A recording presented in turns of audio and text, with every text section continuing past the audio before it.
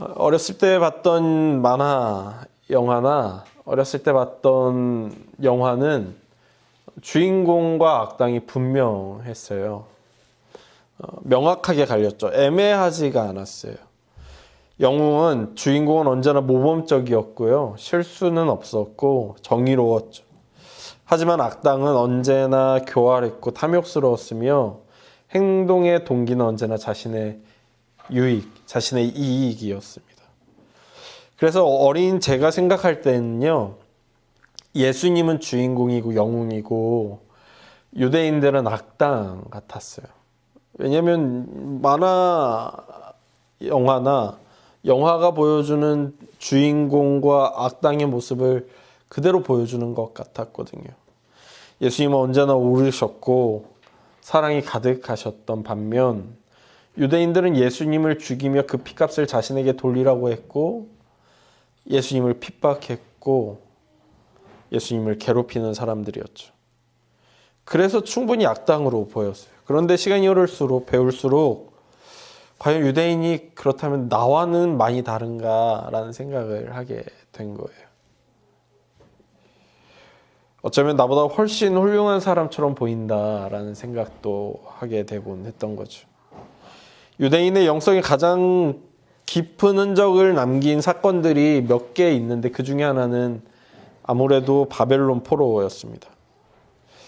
이스라엘의 하나님의 백성으로서 가나안 지역에서 한 민족으로 살아가고 있었고 그 땅에 특히 예루살렘에는 하나님의 임재를 상징하는 성전이 있기 때문에 어떤 전쟁 가운데에도 이 성전만큼 무너지지 않을 거라고 여겼었거든요. 하나님이 있는데 이 성전이 과연 무너지겠느냐라는 믿음이 있었던 거죠. 그런데 그 성전이 무너진 거였어요. 그 성전이 불타버린 거였죠. 유대인들은 이걸 경험하면서 충격을 받고요. 둘 중에 한 가지를 선택해야만 했어요. 하나는 하나님이 바벨론의 신보다 약할 수도 있다는 것. 왜냐하면 고대 사회에서 전쟁이라는 건 신과 신의 싸움인 거거든요. 그렇기 때문에 우리 이스라엘이 졌다는 것은 우리를 이긴 바벨론은 우리의 신보다 더 강하다는 걸 의미했었어요. 이걸 인정하던가 하나는 하나님이 자신이 진 것으로 보이도록 하셔야 하는 이유가 있을 수 있다. 이 둘 중에 하나를 확신해야 했던 거죠.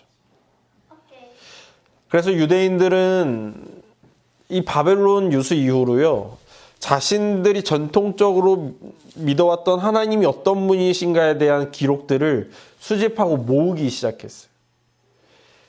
그리고서는 열심히 연구하고 공부하기 시작했는데 찾아보니까 여러 선지서들에 혹은 오경에 하나님께서 언약하시기를 너희가 나를 믿고 나에게 복종하고 나에게 순종한다면 너희 나라가 대대로 유지될 것이지만 내 뜻을 떠나간다면 내가 너희를 칠 것이다. 특히 이방 나라를 통해서 칠 것이다 라는 말씀이 이미 하나님께서 말씀하셨고 선지자들이 그 나라들을 보면서 너희 지금 죄 가운데 있다. 하나님의 뜻에서 벗어나 있다. 이러다가 하나님께서 우리를 심판하실 거라고 계속해서 반복해서 예언하고 있다가 특히 예레미야나 이사야 선지자들의 말씀을 읽으면 이제는 늦었다. 하나님께서 너희를 치실 것이다. 너희는 끌려갈 것이다. 라는 말씀들이 있는 걸 발견하게 된 거예요.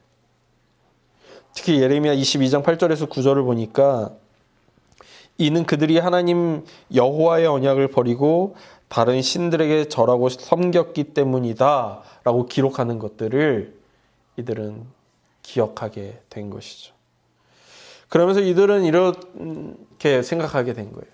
아, 우리 나라가 멸망하고 내가 바벨론 곳곳에 이렇게 흩어져서 디아스포라 유대인으로 살아가게 된 것은 우리 선조들이 하나님을 버렸기 때문이구나. 하나님의 언약을 지키지 않았기 때문이구나. 하나님의 율법을 지키지 않았기 때문이구나. 그래서 유대인들은 결심하게 됐죠. 다시는 하나님의 율법에서 떠나지 말자. 하나님을 온전히 지키자. 하나님을 온전히 사랑하자. 열심히 사랑하자. 라고 확신하게 됐어요. 그러면서 어떤 고민을 하게 되냐면 그렇다면 하나님 율법을 지킨다는 것은 무엇인가에 대해 고민하게 되는 거예요. 예를 들면 하나님께서 말씀하시길 안식일을 온전히 지키라라고 말씀하셨다면 안식일을 온전히 지킨다는 건 무엇일까라는 고민을 하게 되는 거예요. 여기 신앙연수가 기신 분들은 다들 기억하시겠지만 옛날 목사님들은 주일에는 돈 못 쓰게 하시고 예. 그리고 막 강대상에서 드럼 치면 안 된다고 하시고 기타 치면 안 된다고 하시고 막 그러셨었잖아요. 오직 오르간과 피아노만으로. 그리고 복음성가도 안 된다고 하는 분들도 계셨어요. 오직 찬송가만 불러야 된다고. 그 당시 그 시대에는 안식일 혹은 주일을 온전히 지킨다는 건 그런 의미였던 거죠. 유대인들도 끊임없이 안식일을 온전히 지킨다는 건 무엇일까에 대해 고민하며 율법의 세부 규칙들을 만들어 가는 거예요. 하나님을 온전히 지키기 위해서 너희는 주일에 몇 걸음 이상 걸으면 안 돼. 너희는 엘리베이터 타면 안 돼. 너희는 뭐 하면 안 돼라는 세부 규칙들을 만들어 가는 거죠. 그러면서 그 규칙들을 세워가며 자신과 뜻이 일치하는 사람들끼리 하나의 종파들을 만들기 시작하는 거죠. 사두개인이나 제사장들은요, 제의에 집중하기 시작했어요. 하나님한테 제사를 드릴 때 어떤 방식으로 드릴 것인가에 집중하며 하나님께 가장 완전한 예식을 드리자라고 추구했던 사람들이 사두개인과 제사장들이었습니다. 바리새인들은요, 율법을 더 완벽하게 지키기 위해 더 구체적인 규례들을 만들어가는 사람들이었고요. 에세네파는 세상 다 썩었어. 종교도 썩었어. 우리는 이 세상과 같이 안 살려 하면서 광야로 떠나갔던 사람들이었어요. 광야에서 자신들만의 공동체를 만들고 자신들만의 그 순결을 지키는 방식들을 만들며 살아가는 사람들이었죠. 이 사람들의 공통점이 있다면 이 모든 사람들은 하나님을 진심으로 사랑했다는 거예요. 하나님을 사랑하지 않았어요. 하나님을 정말 사랑했어요. 로마 군대 군대 장이 그 군대를 이끌고 황제 깃발을 들고 예루살렘에 들어오려고 하자 이 거룩한 성에 이방 황제, 이방 신의 깃발이 들어올 수 없다며 차라리 나를 죽이라고 외쳤던 사람들이 당대의 종교 지도자들이었다. 어떻게 하면 우리의 신앙을 더 발전시킬 수 있을까? 즉 어떻게 하면 더 온전히 하나님을 섬길 수 있을까? 밤새 토론하는 사람들이었어요. 하나님을 위해서라면 목숨을 드리겠다라고 준비하는 사람들이 유대 종교인 그들이었죠. 그리고 그들 모두는 이렇게 고백했어요. 우리는 하나님을 더 사랑하기 원한다고. 그런데요, 아이러니하게도 그들이 순수하고자 하면 순수하려고 더 노력할수록, 순결하려고 더 노력할수록 문제가 커진다는 거예요. 이유는 단순하죠. 내가 붙들고 있는 정의, 내가 붙들고 있는 진리, 내가 붙들고 있는 거룩이 귀하고 귀하니 이 진리가 오직 하나일 수밖에 없다고 믿으니 그 외에 다른 것들은 다 오물처럼 여겨지는 거예요. 다 가짜처럼 보이는 거예요. 다 거짓말처럼 보이는 거죠. 어느 순간 내가 기준이 되어서 다른 것들을 판단하고 비판하고 비난하기 시작하게 됩니다. 나는 이렇게 하나님을 사랑하는데, 난 하나님 앞에서 이렇게 거룩하려고 애쓰는데, 나는 하나님 앞에서 진리를 위해 이렇게 추구하는데 저들은 잘못된 것들을 추구하는구나. 이 마음이 깊어질수록 나와 다르게 믿는 사람, 나만큼 하지 않는 사람을 자연스럽게 판단하고 깎아내리고 밀어내게 되죠.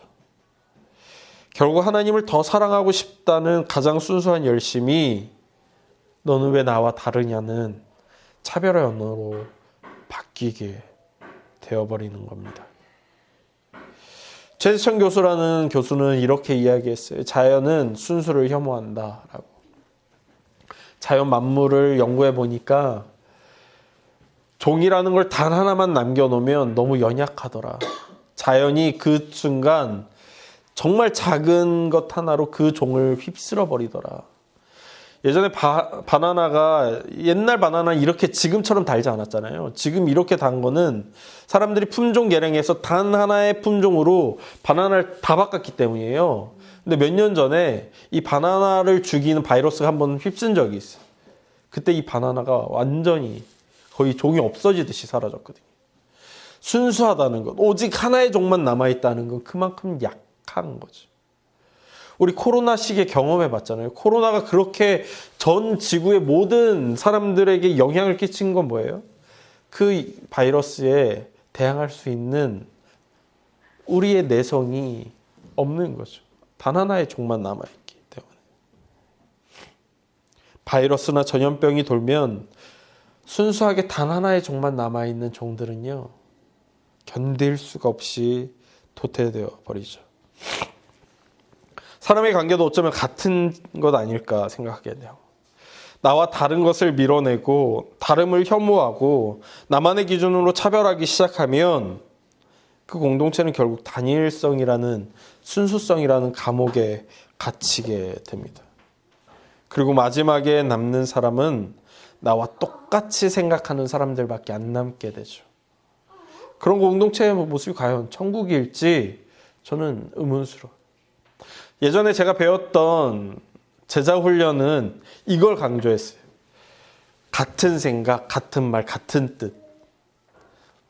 그래서 그 제자 훈련을 배우는 사람들한테는요, 그 리더가 뭐라고 가르치면 예화도 나랑 똑같이 해야 된다. 생각도 나와 같은 생각을 해야 된다라고 막 강요하고 막 그랬어요. 저는 여러분이 아시겠지만 그런 걸 별로 좋아하지 않잖아요. 나 이건 못하겠다 하고서 안 하긴 했는데, 오직 하나의 생각만 통용되는 교회가 있다면 북한과 뭐가 다른 거겠어요? 그게 과연 천국일지 저는 여전히 의문입니다. 그곳은 나 외에는 누구도 살 수 없는 마치 일급수 같은 곳이 될 것 같아요. 깨끗해 보이지만 생명은 살 수 없고 관계는 숨 쉴 수 없는 곳. 왜 어른들이 일급수에는 물고기가 살 수 없다고 하시잖아요. 물론 몇몇 종들은 사는데 정말 적은 종들이 살게 돼요. 그런 곳은 과연 누가 천국이라고 하겠어요? 심지어 더 큰 문제는 뭐냐면요, 순수할 수 없다는 거예요. 인간이, 사람이 순수할 수가 없다는 거예요. 순수한 마음을 갖고 시작하지만 시간이라는 그 거대한 힘 앞에 모든 것은 변질되게 되어 있죠. 초심을 갖고 시작하지만 순수함은 대부분 잃어가게 되어 있어요. 심지어 그게 여러분 대를 넘어서 이어지게 된다면 어떤 일이 벌어지게 될까요?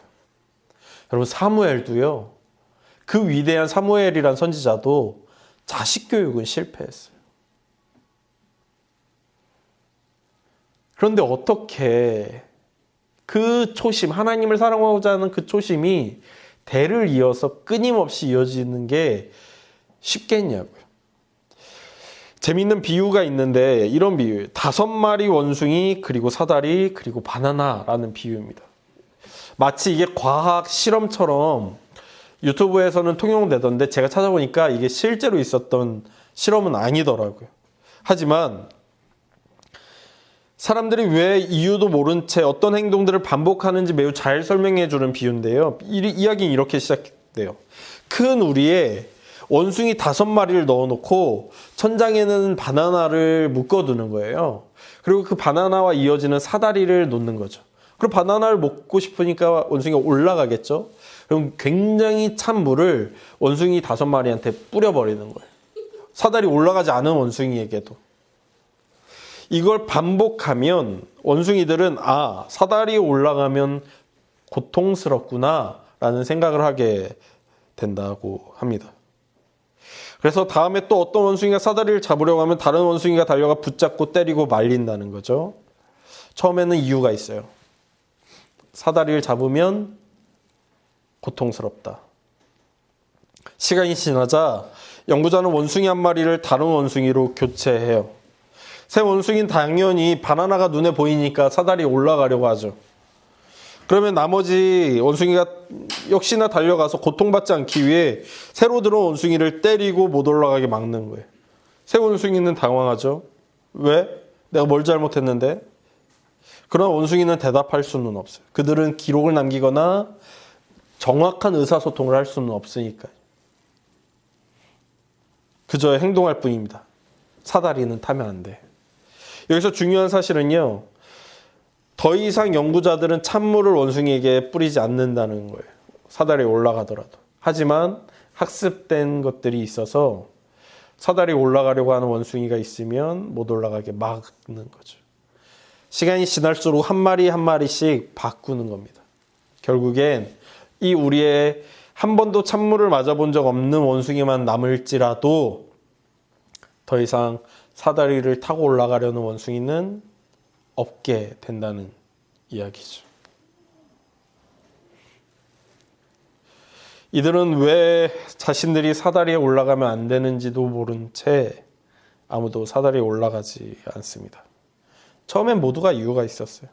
순수함이 있었고 필요가 있었고 이유가 분명했죠.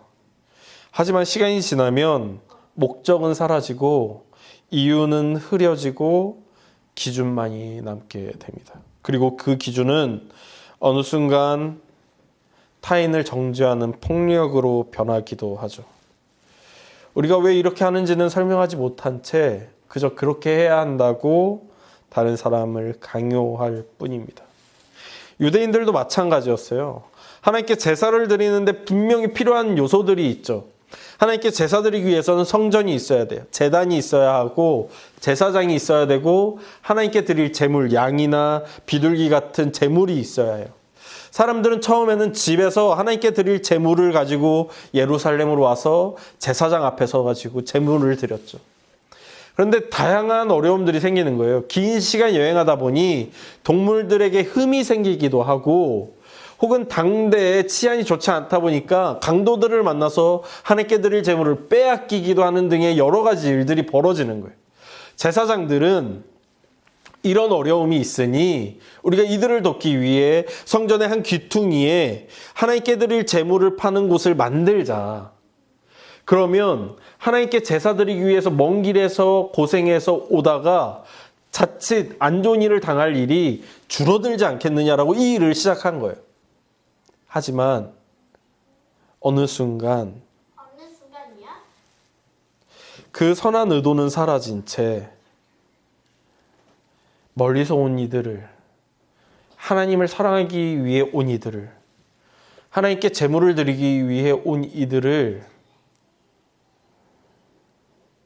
그들의 제물을 빼앗는 일들이 벌어지기 시작합니다. 그것도 성전에서. 더 안 좋은 제물을 더 비싼 값에 팔기 시작하는 거죠. 혹 집에서 어떤 제물을 가지고 온 사람이 있다면 억지 흠을 잡아서 그것을 하나님께 못 드리게 막는 일들이 벌어져요. 그리고 저기 가면 좋은 제물 사올 수 있으니 사오라고 이야기하는 거죠. 성전의 가장 거룩한 공간, 그 공간이 어느새 돈이 오가고 약자들이 착취당하는 장소가 되었습니다. 처음엔 이유가 있었어요. 처음엔 순수했고 처음엔 도움을 주려는 배려였죠. 하지만 시간이 지나자 기준은 권력이 되었고 권력은 타락하게 되었고 타락은 성전을 뒤덮었습니다. 그것이 바로 예수님의 시대의 성전이었고 예수님이 분노하시며 뒤엎으셔야 했던 바로 그 성전의 모습이었죠.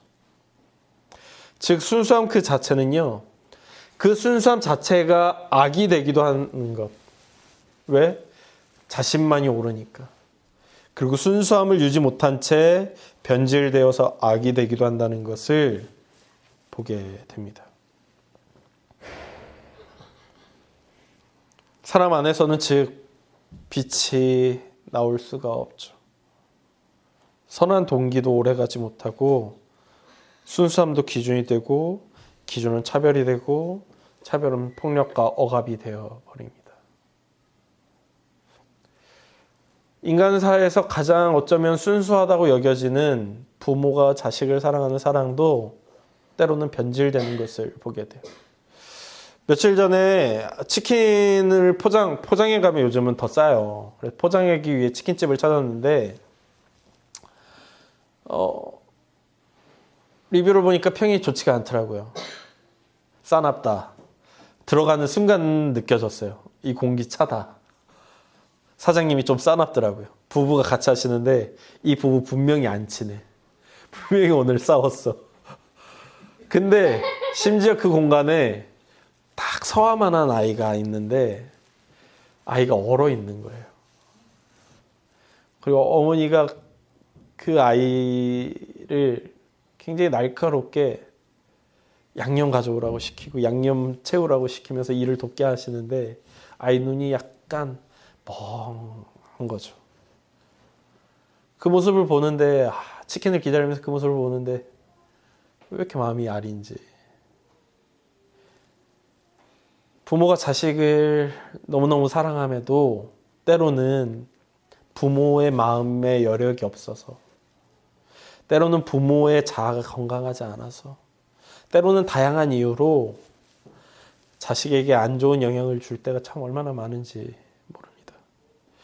인간사에서 가장 거룩하고 순수하다고 여겨지는 그 사랑조차도 너무 쉽게 변질되어 버리는데 인간이 가지고 있는 어떤 순수함이 과연 온전할 수 있을까 고민하게 되죠.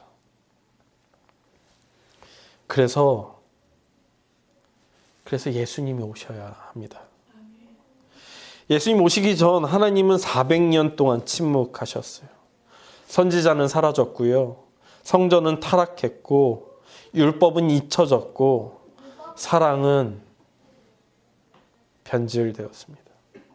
사람들은 더 이상 자신의 열심으로 살 수 없게 되었고 자신이 가지고 있는 정의로는 버틸 수 없게 되었고 순수함으로 빛을 만들 수 없었습니다. 그 시대는 우리에겐 빛이 없다라고 말하는 시대였죠. 그래서 사람에게서 나오는 빛이 아니라 사람에게 오는 빛이 필요했습니다.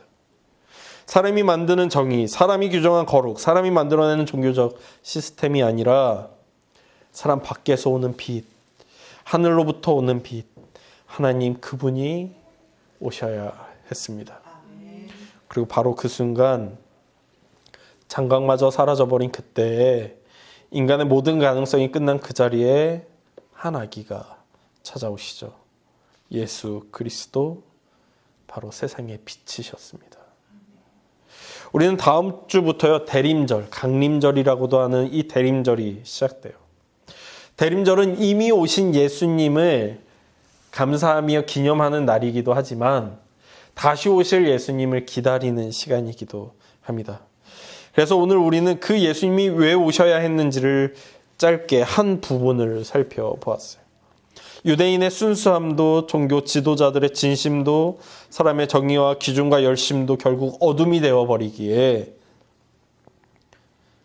우리 안에는 선함이 없기에 예수님이 필요하다는 거였죠.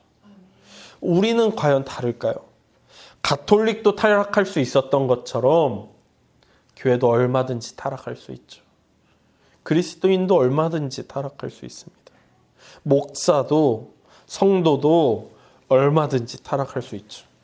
며칠 전에 한 통의 전화가 왔어요. 전화를 딱 받았는데 다짜고짜 자신을 고신층 목사입니다 라고 소개하더라고요. 예 목사님 안녕하세요 라고 인사했더니 목사님 혹시 기윤 씨를 후원하시냐고 물어보시더라고요. 그 순간 그 뒷이야기가 쫙 펼쳐졌어요. 하지만 네 후원하고 있습니다 라고 조용히 말씀드렸어요. 그랬더니 목사님이 소년보 목사의 일에 대해서 어떻게 생각하십니까? 라고 물어보시더라고요. 그래서 목사님 정확히 그분이 무엇을 한 것에 대해서 혹은 어떤 일을 당한 거에 대해서 제 의견을 물어보시는지 정확히 물어보셔야 제 의견을 정확히 대답해 드릴 수 있습니다 라고 했더니 그러면 제가 다음에 전화 드리겠습니다 하고 끊으시더라고요. 그 순간 그분과 저의 사이는 별 얘기 안 했지만 서로 모든 대화를 오간 거죠. 저는 그분이 뭘 얘기하려고 하는지를 다 들었고요. 그분은 제가 하고자 하는 얘기를 다 이미 들으셨을 거예요. 그분은 아마 저를 판단하셨을 거고 저도 이미 그분을 판단했음을 되새기게 됩니다. 저라고 해서 제가 뭐 그분에 대해서 욕하는 건 아니지만 그 판단에 긍정만 있겠어요? 그런 저해를 또한 보게 되는 거죠. 우리의 순수한 동기마저도 얼마든지 악으로 변절될 수 있는 여전한 악한 존재, 나 자신을 보게 됩니다. 그러나 두려움 가운데 기도하다 보니 한 가지 진실 앞에 다시 서게 됩니다. 그래서 예수님밖에 없다. 우리의 순수함이 소망이 아니라, 나의 열심이 소망이 아니라, 나의 정결함이 소망이 아니라, 나의 어떠함이 소망이 아니라, 내가 죄인 되었을 때에 그 독생자를 보내사 자기의 사랑을 확증하신 예수 그리스도와 하나님만이 소망이 된다라고 고백하게 됩니다. 그러므로 대림절을 앞두고 우리가 다시 바라봐야 할 것, 우리의 기준, 우리의 열심, 우리의 정의도 단 하나, 오직 예수 그리스도입니다. 그리고 다시 오실 그분입니다. 이 시간 다시 한번 다 함께 일어나셔서 함께 찬양하실까요? 우리를 위해 오신, 그리고 다시 오실 예수 그리스도를 기다리며 오직 예수님만이 나의 삶의 이유라고 이렇게 찬양하며 고백했으면 좋겠습니다.